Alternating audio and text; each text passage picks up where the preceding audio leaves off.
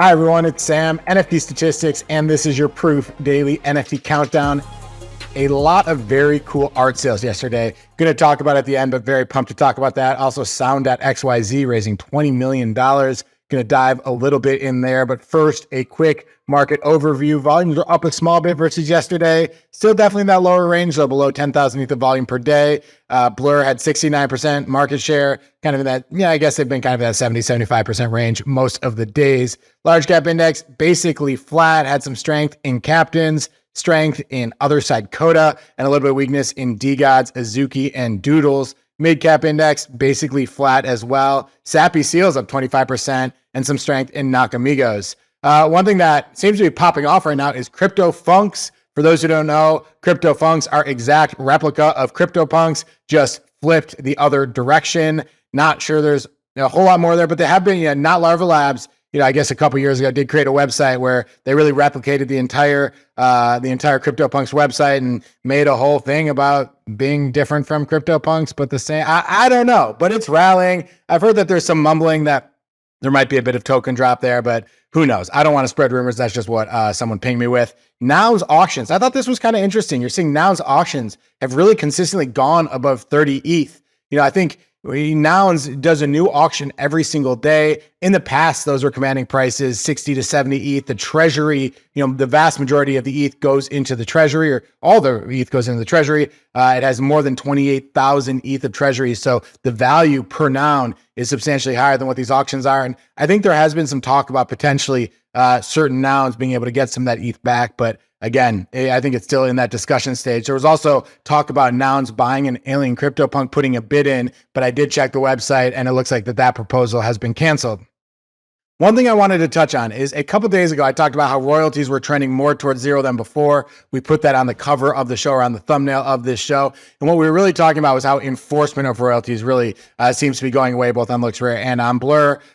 What you can see here, though, is if you're actually looking at art blocks royalties have kind of held in there to a certain extent. We've seen people pay more than 2% on average over the past 4 or 5 weeks, which is pretty impressive given the minimum is 0.5 ETH, and you really only kind of as a tip do you pay more. So interesting to see that. The PFP average royalty has gone from about 1% down to about 1/5 of 1%. So there you're seeing a bit more decline, but art blocks have held in pretty strongly.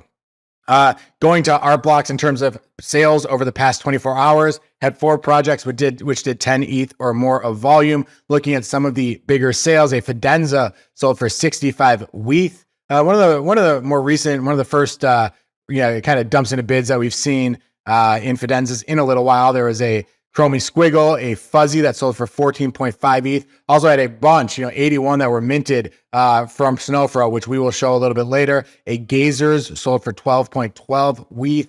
And then you also had a Life in West America sell for 6.9. So pretty premium price. Life in West America, rarely do you see, people spend a whole lot above floor, but some of them, resonate with people more than others. And this one was a real nice sale for Life in West America. Second thing to talk about, Sound.xyz raised his $20 million and opens to all artists. A little bit about Sound, kind of how do they describe themselves? They say they encourage artists, not platform or labels, to set the price of their music and to sell directly to their fans. They get paid instantly and are able to see their biggest supporters on every track. It's the biggest advancement in music since streaming, according to them. Interesting stuff. Here's a picture of the website. And I'll dive a little bit more into what they mean by all of that. Here's a picture of the website where you can basically collect NFTs. The songs go on blockchain. You can collect NFTs around the different tracks. Here's one, V Buterin, which has 732,000 mints. That was on the cover of the page. I listened to it. Kind of a sort of interesting song, but cool stuff going on at Sound.xyz. Here they're saying that they raised $20 million, Series A, led by A16Z, Andreessen Horowitz, as well as Snoop Dogg, Collab Currency. Congrats to Derek, my guy Derek. Congrats on that. Coinbase was also an investor, so good to see that. Just a little bit more about what Sound.xyz is. They talk about how only 0.1% of artists currently can make a living wage from streaming. There's so much streaming revenue, but very little of it ends up going to artists. What Sound does is they put music on the blockchain, and it makes, what it does, like we know, NFTs are visible for everybody. This makes the songs listenable, available to everybody, but it also introduces collectability where people can buy NFTs in the songs. It shows that they're supporters. It can become a collectible, things like that. And then that revenue goes straight to the artists You can different things like people could see it as a flex as to have been the first person to ever buy an NFT, to ever invest in an artist. They also make it so you can connect with artists via chat. So try to foster more community where people can get to know the artists they're supporting. And so far, it seems like they've done a good job. There have been $5 million earned to date for artists, and they claim that equals 1.6 billion streams. So interesting stuff from them. Congrats to them on that fundraising. Love to see it. Interesting to see kind of music NFTs make a little more progress. Lastly, let's talk about notable sales. And there were a bunch of them. Before I go to that, though, I've talked about this on my Twitter. 3 punks currently for sale, but you have 2 punks right now that have been listing and lowering their prices in the alien punk realm. Alien punks, one could argue, are the grail of all kind of PFP grails. The last sale was at $15 million, 8,000 ETH.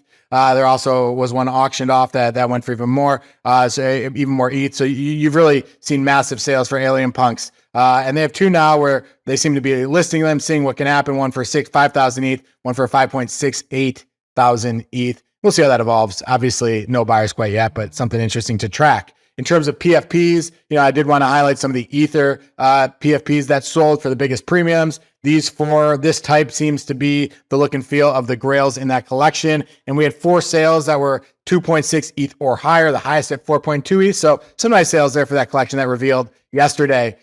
In terms of the Chromie Squiggles, the 81 Chromie Squiggles that were minted, any interesting ones? And I think by far, even though it kind of looks, perfect spectrums don't look all that different. What makes perfect spectrums unique is that every single color is represented just once on the squiggle. And there are only 23 in the entire collection. I believe the last sale was 2 years ago. So this is massive. A new perfect spectrum minted. Now there are 23. There were 22 before this happened. A pipe was minted. Pipes are the rarest type of Chromie Squiggles. Then a couple I liked. I kind of like this ribbed one in the lower right. I always like the ones where you just have a little bit of color that kind of shines through. So awesome one. And then this slinky color spread of 6, just a beautiful slinky in the lower left. So love to see those that all flipped.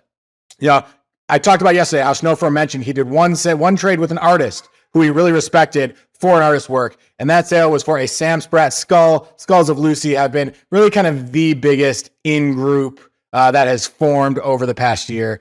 So many people who are big in the art space, big collectors like Cosimo, OSF, have been buying these NFTs over the past year. And here's Snowfro. No surprise to see him want to be part of it. He sold a punk of his. He hasn't sold a single punk since April of 2022, so he is quite close to his punks. So did dig in there and release one in exchange for the skull, as well as 2 unminted squiggles. Probably when you put it all together, I'd say that punk is maybe 55, 60 ETH, and these were unminted squiggles, which for Snowfro, he's been giving them away for free, but kind of have a value maybe at 15 ETH. So call it 90 ETH for the skull. Pretty impressive sale. Remember, I think the other big one that sold, and this was a few months ago, OSF got his for 77.7 ETH along with a red light district. So that one's probably more in the 80s. So this was even more kind of net value than that. And then a bunch of other skulls that we have seen sell kind of in that 60 to 80 ETH range. So very, very strong grail that's out there right now. This piece, Breathe It In by Joe Pease, sold for 50 ETH. Just a massive one-of-one sale in this market. The last Joe Pease sale was a fair bit higher, but in this market, 50 ETH is just an incredible sale. Remember, Joe Pease makes these videos combining kind of very normal everyday life scenes of people and landscapes all into one. We're seeing the animation. It's a little bit short of 1 minute. The buyer was none other than Dmitry Cherniak, the artist behind the Goose. Love to see him joining as a collector of Joe Pease. Here he says, new piece in the collection. Just a little bit more about Joe. He's an Australian artist currently based in California. He says that skateboarding was his gateway into filming and editing videos. And he just loves the creative process and thinks, it's just great that people like his work in the NFT space. He wasn't out here trying to cater anything to the space, but it just kind of happened that he started making videos that NFT collectors liked, and love to see kind of his attitude there. In terms of other top sales, you can see a bunch in this 35 to 120 ETH as the Pico top sale for him, but very successful artist in the one-on-one space. And then lastly, another sale by OXDGB. If you follow OXDGB on Twitter, he has been trying to blend all the narratives of his kind of recency into one piece. And here he did it, sold this in an auction for 6 ETH. You got the Pepe, you got your art, your rules, you got the Chromie Squiggle, you got so much going, you got the Thief, you got so much going on here. So love to see that. You know, lower end of the OXDGB range, like every sale right now for almost every one artist. He's had a bunch of sales kind of in that 6 to 17 ETH range. There are a few of his other big sales. And he also tweeted that he has another auction going on right now, which he's done with the doppelganger technology, the doppelganger contract, where the contract basically points to multiple different pieces of art. It looks like what he did for this is he had a bunch of different aspect ratios for one of his pieces. And depending on which you're pointing to, that is what the NFT appears as on different marketplaces and viewing platforms. So that auction is going on right now. I believe it's going on for another 24 hours. Check out OXDGB's site or Twitter to see the link to that auction. That is all from me today. I hope you enjoyed the show. I hope you're having a great day. If you did like the show, give us a like. Tell us what you think in the comments. And one more thing. You know, we include a Telegram link below. Sign up for our Telegram group. That Telegram group, just once a day, only on the weekdays, when we put out a new show, I send an alert to that Telegram group. So sign up there and you'll get those quick notifications when we launch a new show. Have a great day, and we will talk to you tomorrow.